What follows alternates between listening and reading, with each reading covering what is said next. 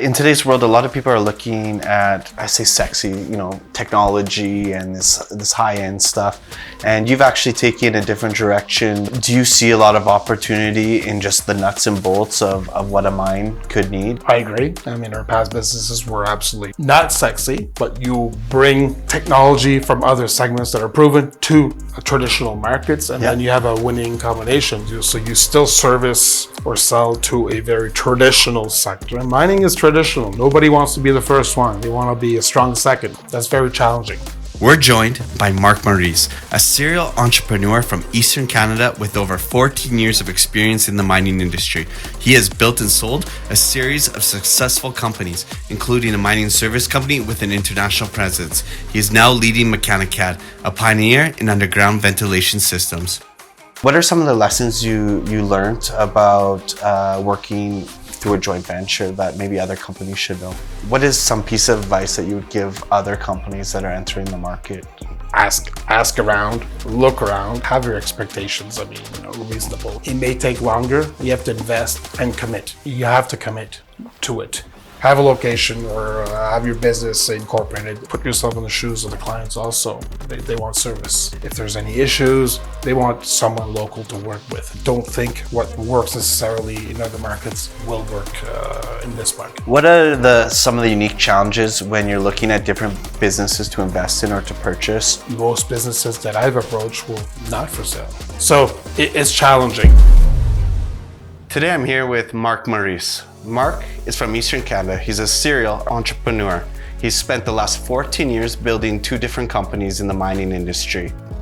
One of those companies was a service company that he exited from. Another is a company that he's currently building that is selling products all across the world. Marc, thank you for taking the time to be with us today. Good to be here. It was a pleasure. So, for people that don't know you, can you tell us a little bit about yourself and your background and your professional history? Sure. I'm Eastern Canadian, and I've always been an entrepreneur ever since I was very young. Didn't finish my formal university schooling, as many Canadians do, but I didn't finish. I was too eager to get in business, so tried many things. There were some successes, some failures, winning moments, and on different aspects, different sectors. But as of late, last couple of years, I've been more into buying businesses versus startups or founding.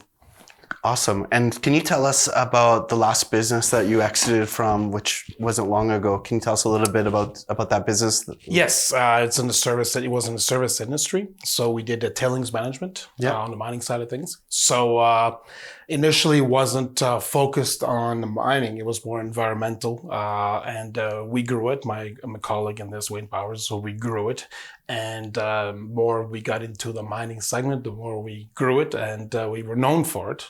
And held that for almost 10 years and put it in an official sales process. And we exited a few years ago in 2022. And they went well, and we are doing the same thing right now. Bought another one that had potential to grow, and in a few years, hopefully be going through the same cycle of the sales. Can you tell us about your latest venture? It's very exciting what you're doing. What's the name? Exciting, but it's called Mecanicad, a business that's celebrating its 25th year in business this year. We bought it in 2024, February. Same team, same people that were moved from company to company. So again, with Wayne, he takes care of the sales side of things and growing sales teams. So that's very stable for us. And myself, I mostly work on the buying and selling, and in the middle part, focusing on making sure that there's a growth potential. So this one does underground ventilation, so manufacturing in northern Quebec. The primary markets are Canada and South America, primary markets, but this year we've had sales in Nicaragua, had sales in Africa, so different other markets, but not necessarily targeted, but we take them. That's very, very interesting. And so your last business started environmental, it moved into mining. Now you've bought another business that is 100% in mining. What drew you to the mining industry? Initially, there was some pull, and then got into it. We just like the sector, the way it functions, how people work, and even when people move around from site to site, still maintain those contacts. It's just a sector that we do like, and when it's active, it's very, very active.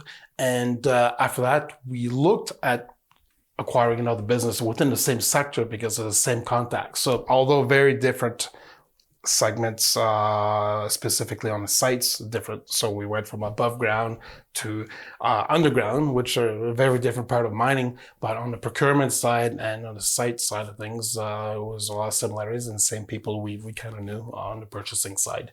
So that if you have a good value proposition and good brand, and some part of it is your personal brand going to it. If you delivered reliably in the past, going back to the same customers with another product or service, you stand a good chance of actually having a sale.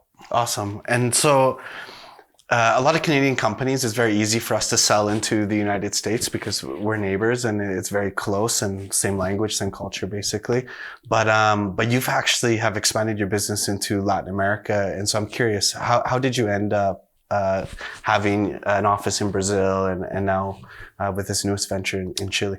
Yes, with the first business, had some contacts. We bought the other business, Eco Technologies. It was the transaction closed in July 2012, and by September already, there was a trade show called Exposibram, which very much still exists in Brazil. It's a very large event. It just happened this year, and I believe you were there. Yeah. And we had some contacts that, hey, come on down, just take a look. Let's go to the trade show and meet some people and see if it's any interest to you. And that's how it really got started. There we met an initial partner. We did a JV, a joint venture, initially, which is one of the approaches to come down to South America to work with.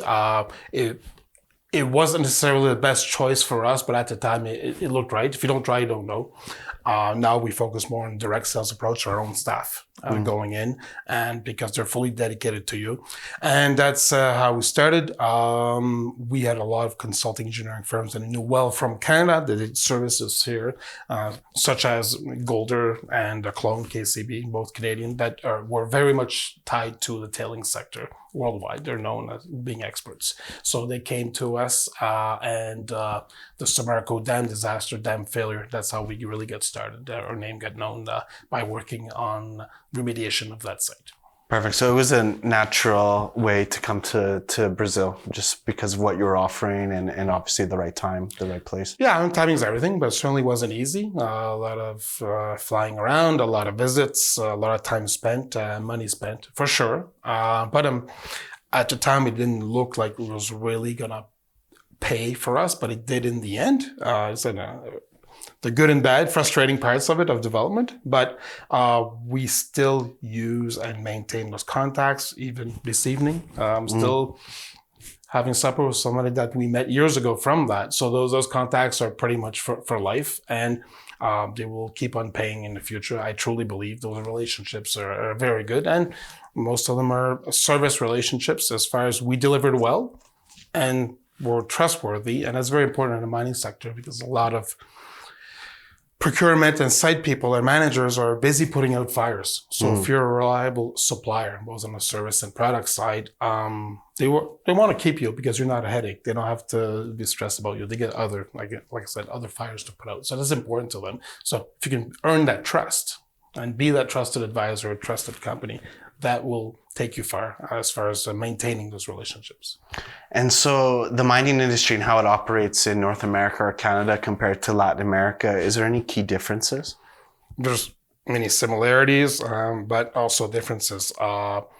Sites in Southern Latin America, both side of things tend to be larger and longer duration. So there's a lot of competition coming in because worldwide, whether it be Australians or Canadians, there's many that are attempting to penetrate this market. And because of the potential long-term relationships and jobs and size of the market. So the size of the market is certainly bigger.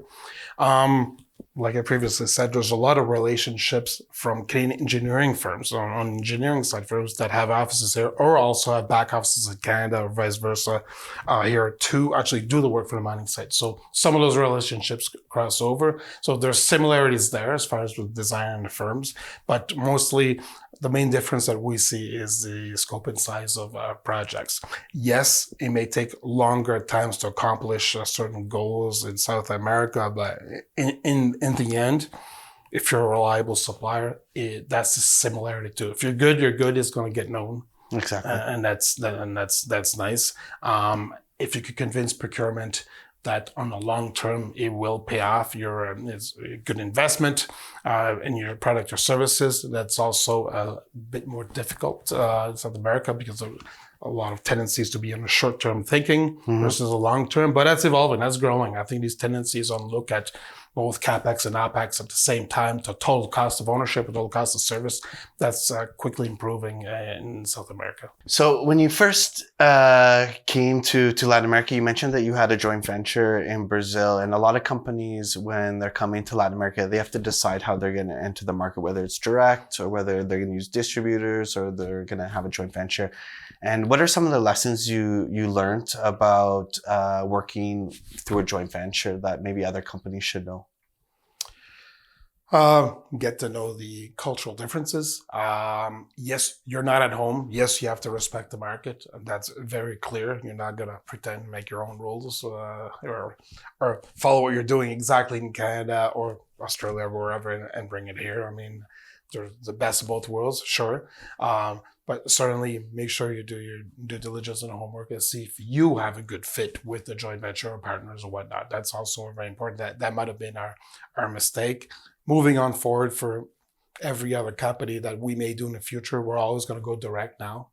In the end, on product side, companies often start either having a distributor, agent, and then maybe migrating to a joint venture or whatnot. It maybe reduces some of the risk, but it also tapers or cuts down on the potential upside also, right? So moving forward for us, I mean, that's from our experience, we will only move forward with or direct our own people in the market that are from the market in the market. So they will focus 100% of their time on your product or service versus if you're using an agent or distributor, they may have 10 products or 10 companies screaming for the same representation. So the agent might only go for low hanging fruit because they get bills to pay every month versus if you're selling a product or service that has a longer sales cycle, you may not be the top priority. So yes, it may be low risk to enter the market like that, but again, you're limiting. From our experience, it's not for everybody, you're limiting also the upside of having someone who's dedicated for you. That's a great point. And when you decide to go direct to your end client here in Latin America, what are some of the challenges when you take that route? Well, you certainly need to have almost daily contact and working with your team that's in different jurisdictions. So for us, we have a country manager here in Santiago, and we have someone in Peru. So they both represent a few countries. So from Santiago, it covers Argentina, and from Peru, it covers other markets around it. So with us and with my partnership with Wayne Powers, and the fact he manages people, works with them every day. So you need to be in touch continuously and work as a team in that aspect and support them. Yeah. If you don't support them, it's not going to work for you. It's not about supervising, babysitting. It's just support them. I mean, work with them as a team, and that will allow you success instead of once a month calling in and say, "Where's my sales?" So that doesn't work. Exactly. And so when you're looking to enter a new market, a new country, you've never done business there before, what would be the key partners that you would look for the first 2 weeks that you're visiting and trying to get things set up? What's typically the people that you need to know? Ourselves, we may look for other Canadian companies that are succeeding in a market just because if they do business similar as us, we know it's a market we can work in. Some markets we just couldn't work in. As an example, for us, we're not interested in China or India at this point because culturally for us, we're not being able to adapt. And that's on us. So we see many other Canadians, it's not about following them. It's about calling them and say, all right, exactly as we're talking. If you were to start over, what's best practice, what mistakes you made, and so on and so on. So we do the same and try to reach out and get their insight on what's the market looking like for the next 2 to 3 years, because they're on the ground already, not just at high level. And of course, take some information from trade commissioners. They're involved, they're in the market, and at those two levels, and also clients, like Newmont is a client in Canada, Newmont is a client in South America. Speak with them. Do you think it's compatible with your other sites? Do you think the need is there? Can you replicate? And they may be your best internal champions also to enter other markets. So reach out to, if you're Canadian, reach out to Canadian clients and say, all right, you have other sites, other markets, and then the sale potentially could be easier because they are your internal champions. Perfect. And since you've been here in Latin America, what are some of the unexpected challenges that have arisen that you maybe didn't expect when you first started doing business here, but you've had to kind of deal with them as they've come up?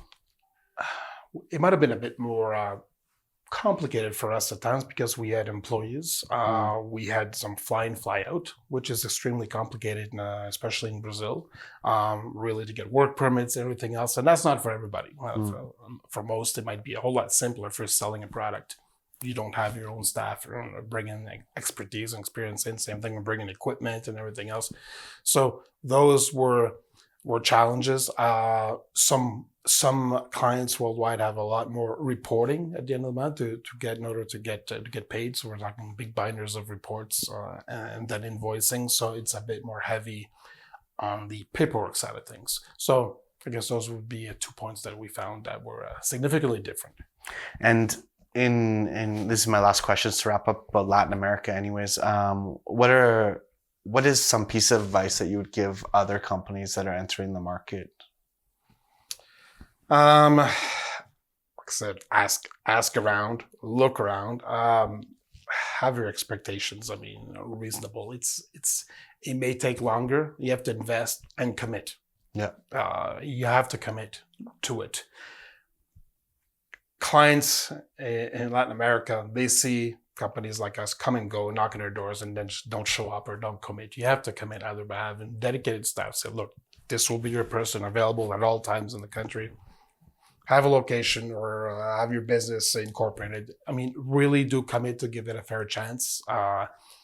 If it's going to be a significant part of your market or business, if you're asking for the business, put yourself in the shoes of the clients also. They want service. They want, if there's any issues, they want someone local to work with. So that's very, very important. And don't think what works necessarily in other markets will work in this market.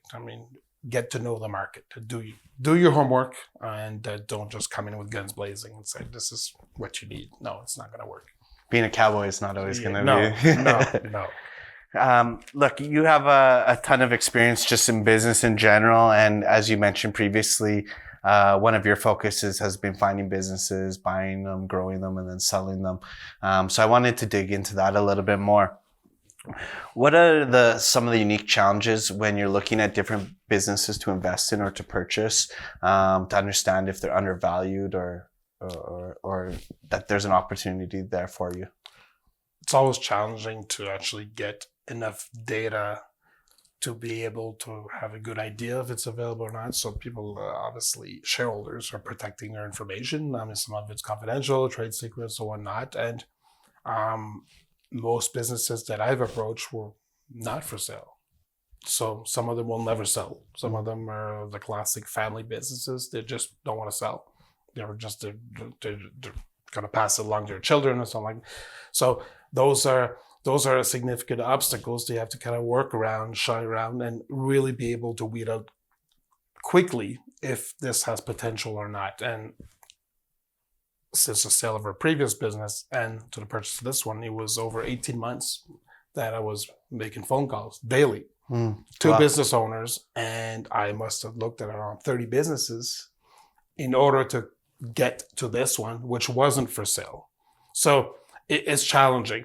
As far as looking at why, when it's appealing or not, it has to have potential. So if it's already hit its peak and you think it hit its peak, well, you're not going to have any upside. So that's of very little interest. Has to have a good product or service that's good, that the clients like, love. But again, it has to have growth potential. And for our particular situation, we're looking at low debt in the business. So we actually can make the acquisition and there's room for debt and buy it. So you put in the least amount of capital yourself and you have capital left to grow the business or make other acquisitions that complement it. So do a roll up or whatnot. So you have, but looking mostly for that. So it has the quality product or service, good reputation, and room for that. But again, that's our model. It may not be everybody's model. So what we look for, we're modest in it, and the fact that it works for us. We're looking for smaller businesses. We were very fortunate that this one had Latin American exposure already, so it's familiar to me a little bit, right? That was good. And Wayne for Canada, it was his market anyway, so that really checked many boxes that made sense to us. It really did. Yes, we went from a service industry to a product industry, but again, many of the clients are similar clients or the same clients. And when you find a business and it's kind of stagnant, do you have any opinion about why businesses get to a certain stage and the growth kind of slows down? Or there could be 1,000 reasons for it, but at times, if you look at Canadian demographics, I mean, it's an aging population. So many small business owners, and we look at businesses in the 20 million revenue range. That's for which are small businesses. Often they're owned by people who are in their late 50s or early 60s, right? As far as demographics. So they're in a different part of their life cycle as far as what they want to do. So they may not be as keen in reinvesting in the business for growth. Versus us, we're always keen. It's not putting everything on the line, but let's go, let's do this. Because we're working a shorter timeline between the acquisition and realizing the upside, and then having more upside potential to sell to someone else. So, but as far as stagnant, that is part of it that I see in the market. They're not reinvesting at a certain point. So either cut back on R&D or cut back on sales, which, it may not make sense to anybody, but it's just the way it is. So that's what we see in the market, why some of it might be stagnant. And sometimes the world changes around you. Sometimes what you have is no longer valued in the market. So either didn't see coming or the world really changed on you, right? So there may be two reasons why people are stuck, I guess, what they have. And would you say that there's an opportunity for the next generation to take over the businesses of, as you mentioned, a lot of people that are getting to the early 60s and they're exiting? And there's never been a better time to actually look at these types of businesses, because as far as succession, there's much more businesses that don't have any succession than what's available in the market as far as people like us looking at these things. So it's going to be a real problem for sellers the next 10 years. And for buyers, there's going to be many opportunities. So I think it's a good time for buyers, maybe less for sellers, because the market may be flooded, and they may not realize the value that they were hoping to get, right? Because they're getting too late. To sell a business, let's be frank, it takes about 2 years to actually prep it, get it ready, make sure it's cleaned up and ready to transfer. So one of the items I mentioned in the past is myself. I try to make myself as redundant as possible. So the new ownership coming in doesn't need me. So the business runs without me. So I see that as important, because if you are critically important to the business, then you'll be maybe pushed more towards a longer earnout period, all these things that you may not want.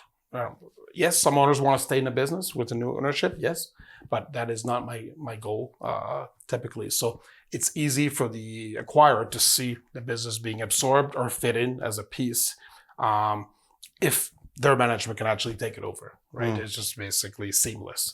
And make sure you're an easy target for acquisition, so you can fit right in. So if you're looking at a much larger acquirer, look at how you can make yourself fit. So it takes a while to prepare your business to do that. again, on the other side, try to cut down debt as much as you can so they can actually pay a higher price because there's room for debt. So on the sell side. So I've been on both sides. Yeah. So, and I really don't mind, and us as a group collectively, we don't mind paying top dollars for a quality asset because it's what we want. Not looking for deals, looking for a quality asset. And businesses that prepare themselves well for the sale will get top dollars, and there will be buyers for it. Definitely. That's great advice. And so today, in today's world, a lot of people are looking at, I say sexy, technology and this high-end stuff. And you've actually taken a different direction, the way that you're looking at things. Do you see a lot of opportunity in just the nuts and bolts of what a mine could need? In your case, it's ventilation. And so I'm curious, what's the difference between going after a company that is high-end technology or going for something that is a little bit more in the day-to-day of things? Yeah, I agree. I mean, our past businesses were absolutely not sexy, but you bring technology from other segments that are proven to traditional markets, and then you have a winning combination. So you still service or sell to a very traditional sector. And mining is traditional. Nobody wants to be the first one. They want to be a strong second, right? Nobody wants to be first to try products, and that's very challenging for the mining sector. So new unproven products, you're going to have a tough sell. It's always a tough sell, but we do look at, for lack of a better word, boring businesses with an upside, both on, you can bring IoT or whatever is not hot, but whatever makes sense for the sector. So on ventilation side, a sector that was mostly, it wasn't neglected to a certain extent. Now you can have a lot more sensors, a lot more intelligence, a lot more data. So the ducts themselves are not changing very much. You're just adding proven technology from other sectors to it. So that's how you can squeeze in new technology and make it move forward by adding to. It's a lot easier to do that than try to sell something that's completely new to the traditional sector of mining. That's really interesting.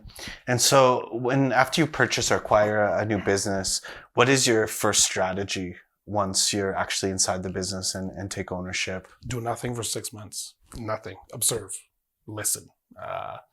Very, very important. To get to understand the personnel, understand the product, understand the service, and not to move too fast. I tend to want to always move fast, and that's the other way of doing things: move fast, break things, and so on and so on. Innovate. I don't do that just because we want to earn the trust of the current management that's there, and because they're nervous. You're coming into this new ownership. The human factor, they don't know what to expect. They don't know. They're just, will I lose my job, and so on and so on. So first thing you do, you observe. Even if there's errors and you see stuff that you want to change right away, hold back, observe, and then really weigh in if you're going to make changes. So it's really well informed as far as what you brought in. Say, look, I've looked at this for months and months and months, and now's the time to make certain changes. This is a new direction. And this is what we're going through right now. We changed the direction somewhat on how we do things. We bought a business in province of Quebec, which is significantly different than the rest of Canada. The ownership is, we're not from Quebec, and we realized that we have to adapt to certain ways of doing things in Quebec, but also we're bringing other ways of doing things in there because that's what works for us. And that would be my most significant piece of advice. Again, when you go in, take your time, look at what's there, and then make a really good plan moving forward. Instead of just changing things every 10 minutes and reverting and whatnot, make a good plan moving forward and then follow through. And yes, you will lose some soldiers along the way. Not everybody may follow, but if it's your plan, it's your plan. So you gotta move forward. And again, listen. Just listen. Internally, there's good people, good ideas in every company. They may not have had the ear of the previous management, but just listen to everybody. Someone that may be on production floor for 20 years he's got a way to improve something, but never thought he could actually speak to management to share that potential improvement, right? So all these things are important initially. Absolutely. Marc, a lot of companies want to grow today. And I know that you have your own ideas about how sales and growth should take place. I'd be curious to find out a little bit more about your thoughts on that. I'd say that's why Mr. Powers and I work well together. He builds sales teams and very aggressively because he knows what works. And early on, that's what you do no matter what. I mean, if you're gonna cut on something, and I hate using that word, but certainly not gonna be in sales. I mean, your first investment will always be in sales because with revenue and margin, you can fix everything else. So every other inefficiency, we tend to look at it after the fact. So when you get money, you can buy yourself time and you can buy yourself analysts and people to look at your inefficiencies. But without money, starting to cut, you're just going to kill yourself. And that's just not going to go anywhere. So as far as first priority is always revenue, always sales, always. Even if you have $1 to spend, say improve the product or production line or increase sales, it's always increasing sales. Then you come back with that money, you can improve what's going on behind the scenes.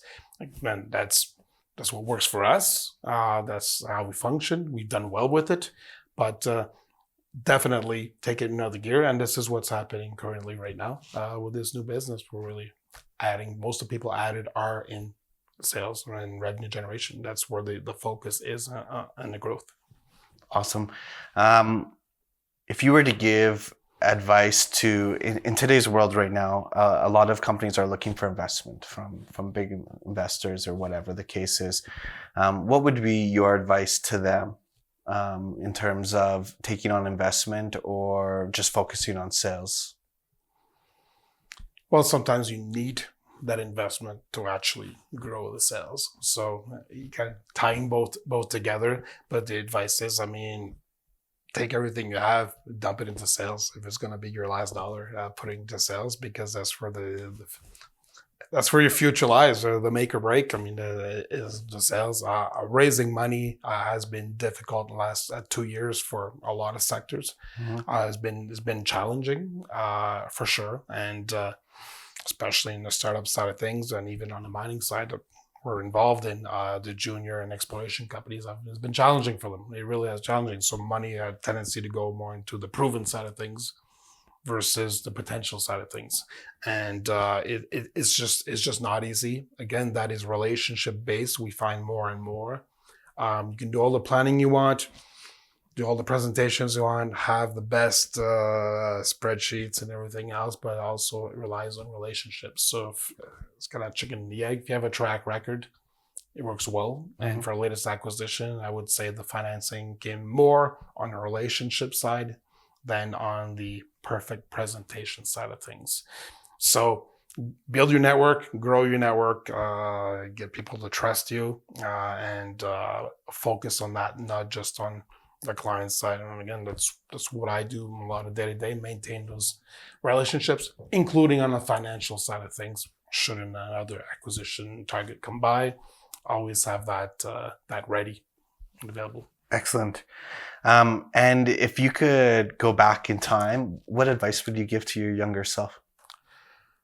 Listen more, slow down for sure. Surround myself even more with competent, knowledgeable people, but also with people with more experience. Experience trumps education in many cases, because the real world is slightly different than what's in a textbook. Yes, surround yourself with obviously educated people. Yes, but experience is very, very important. So if I was in my 20s again, I certainly surround myself with people in their 40s and 50s, because that experience is there. So more of that. We have a tendency to have an affinity with people more closer to our age and whatnot, but experience is something that you can't really cheat on. So you actually acquire it, and you make your mistakes, you learn, and someone that has 30 years of experience has the network, has it all. So that would be definitely something that I would focus on more, which I did, but not enough. Mark, honestly, I get to do these interviews, and exactly what you mentioned, I get to learn from people as yourself that have a lot of experience and have been able to do very interesting things. So I really appreciate your time coming in and speaking with us today and giving your advice to everyone else. And thank you so much, and best of luck here in Latin America. Thanks for having me. Take care. Great. In between the acquisition and realizing the upside, and then having more upside potential to sell to someone else. So, but as far as stagnant, that is part of it that I see in the market. They're not reinvesting at a certain point. So either cut back on R&D or cut back on sales, which, it may not make sense to anybody, but it's just the way it is. So that's what we see in the market, why some of it might be stagnant. And sometimes the world changes around you. Sometimes what you have is no longer valued in the market. So either didn't see coming or the world really changed on you, right? So there may be two reasons why people are stuck, I guess, what they have. And would you say that there's an opportunity for the next generation to take over the businesses of, as you mentioned, a lot of people that are getting to the early 60s and they're exiting? And there's never been a better time to actually look at these types of businesses, because as far as succession, there's much more businesses that don't have any succession than what's available in the market as far as people like us looking at these things. So it's going to be a real problem for sellers the next 10 years. And for buyers, there's going to be many opportunities. So I think it's a good time for buyers, maybe less for sellers, because the market may be flooded, and they may not realize the value that they were hoping to get, right? Because they're getting too late. To sell a business, let's be frank, it takes about 2 years to actually prep it, get it ready, make sure it's cleaned up and ready to transfer. So one of the items I mentioned in the past is myself. I try to make myself as redundant as possible. So the new ownership coming in doesn't need me. So the business runs without me. So I see that as important, because if you are critically important to the business, then you'll be maybe pushed more towards a longer earnout period, all these things that you may not want. Yes, some owners want to stay in the business with the new ownership, yes, but that is not my goal typically. So it's easy for the acquirer to see the business being absorbed or fit in as a piece if their management can actually take it over, right? It's just basically seamless. And make sure you're an easy target for acquisition, so you can fit right in. So if you're looking at a much larger acquirer, look at how you can make yourself fit. So it takes a while to prepare your business to do that. Again, on the other side, try to cut down debt as much as you can, so they can actually pay a higher price, because there's room for debt. So on the sell side. So I've been on both sides. Yeah. So, and I really don't mind, and us as a group collectively, we don't mind paying top dollars for a quality asset, because it's what we want. Not looking for deals, looking for a quality asset. And businesses that prepare themselves well for the sale will get top dollars, and there will be buyers for it. Definitely. That's great advice. And so in today's world, a lot of people are looking at, I say sexy, technology and this high-end stuff.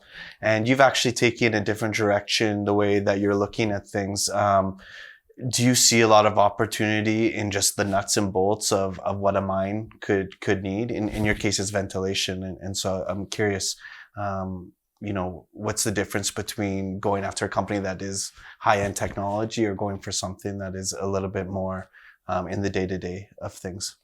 Yeah, I agree. I mean, our past businesses were absolutely not sexy, but you bring technology from other segments that are proven to traditional markets, and then you have a winning combination. So you still service or sell to a very traditional sector. And mining is traditional. Nobody wants to be the first one. They want to be a strong second, right? Nobody wants to be first to try products, and that's very challenging for the mining sector. So new, unproven products, you're going to have a tough sell. It's always a tough sell, but we do look at, for lack of a better word, boring businesses with an upside, both on, you can bring IoT or whatever is not hot, but whatever makes sense for the sector. So in ventilation side, a sector that was mostly, it wasn't neglected to a certain extent. Now you can have a lot more sensors, a lot more intelligence, a lot more data. So the ducts themselves are not changing very much. You're just adding proven technology from other sectors to it. So that's how you can squeeze in new technology and make it move forward by adding to. It's a lot easier to do that than try to sell something that's completely new to the traditional sector of mining. That's really interesting. And so after you purchase or acquire a new business, what is your first strategy once you're actually inside the business and take ownership? Do nothing for 6 months. Nothing. Observe. Listen. Very, very important. To get to understand the personnel, understand the product, understand the service, and not to move too fast. I tend to want to always move fast, and that's the other way of doing things: move fast, break things, and so on and so on. Innovate. I don't do that just because we want to earn the trust of the current management that's there, and because they're nervous. You're coming into this new ownership.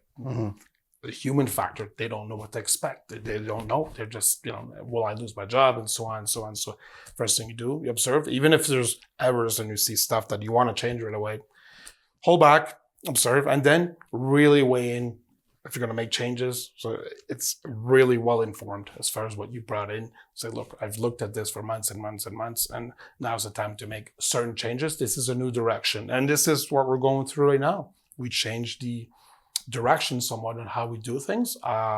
We bought a business in province of Quebec, which is significantly different than the rest of Canada. The ownership is, we're not from Quebec, and we realized that we have to adapt to certain ways of doing things in Quebec, but also we're bringing other ways of doing things in there because that's what works for us. And that would be my most significant piece of advice. Again, when you go in, take your time, look at what's there, and then make a really good plan moving forward. Instead of just changing things every 10 minutes and reverting and whatnot, make a good plan moving forward and then follow through. And yes, you will lose some soldiers along the way. Not everybody may follow, but if it's your plan, it's your plan. So you gotta move forward. And again, listen. Just listen. Internally, there's good people, good ideas in every company. They may not have had the ear of the previous management, but just listen to everybody. Someone that may be on production floor for 20 years he's got a way to improve something, but never thought he could actually speak to management to share that potential improvement, right? So all these things are important initially. Absolutely. Marc, a lot of companies want to grow today, and I know that you have your own ideas about how sales and growth should take place. I'd be curious to find out a little bit more about your thoughts on that. I'd say that's why Mr. Powers and I work well together. He builds sales teams and very aggressively because he knows what works. And early on, that's what you do no matter what. I mean, if you're gonna cut on something, and I hate using that word, but certainly not going to be in sales. I mean, your first investment will always be in sales because with revenue and margin, you can fix everything else. So every other inefficiency, we tend to look at it after the fact. So when you get money, you can buy yourself time and you can buy yourself analysts and people to look at your inefficiencies. But without money, starting to cut, you're just going to kill yourself. And that's just not going to go anywhere. So as far as first priority is always revenue, always sales, always. Even if you have $1 to spend, say improve the product or production line or increase sales, it's always increasing sales. Then you come back with that money, you can improve what's going on behind the scenes. Man, that's what works for us. That's how we function. We've done well with it, but definitely take it in another gear. And this is what's happening currently right now with this new business. We're really adding, most of the people added are in sales and revenue generation. That's where the focus is and the growth. Awesome. If you were to give advice to, in today's world right now, a lot of companies are looking for investment from big investors or whatever the case is. What would be your advice to them in terms of taking on investment or just focusing on sales? Well, sometimes you need that investment to actually grow the sales. So you can tying both together. But the advice is, I mean, take everything you have, dump it into sales. If it's going to be your last dollar, put it into sales, because that's where that's where your future lies, or the make or break. I mean, is the sales. Raising money has been difficult in the last 2 years for a lot of sectors. It's been challenging for sure, and especially in the startup side of things, and even on the mining side that we're involved in, the junior and exploration companies. It's been challenging for them. It really has challenging. So money had a tendency to go more into the proven side of things versus the potential side of things, and it's just not easy. Again, that is relationship based. We find more and more. You can do all the planning you want, do all the presentations you want, have the best spreadsheets and everything else, but also it relies on relationships. So if, it's kind of chicken and the egg. If you have a track record, it works well. And for our latest acquisition, I would say the financing came more on the relationship side than on the perfect presentation side of things.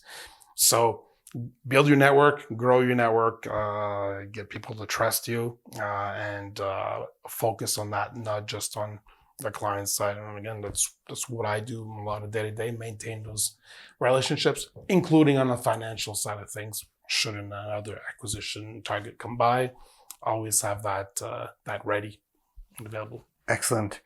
And if you could go back in time, what advice would you give to your younger self? Listen more, slow down for sure. Surround myself even more with competent, knowledgeable people, but also with people with more experience. Experience trumps education in many cases, because the real world is slightly different than what's in a textbook. Yes, surround yourself with obviously educated people. Yes, but experience is very, very important. So if I was in my 20s again, I certainly surround myself with people in the 40s and 50s, because that experience is there. So more of that. We have a tendency to have an affinity with people closer to our age and whatnot, but experience is something that you can't really cheat on. So you actually acquire it, and you make your mistakes, you learn, and someone that has 30 years of experience has the network, has it all. So that would be definitely something that I would focus on more, which I did, but not enough. Marc, honestly, I get to do these interviews, and exactly what you mentioned, I get to learn from people as yourself that have a lot of experience and have been able to do very interesting things. So I really appreciate your time coming in and speaking with us today and giving your advice to everyone else. And thank you so much, and best of luck here in Latin America. Thanks for having me.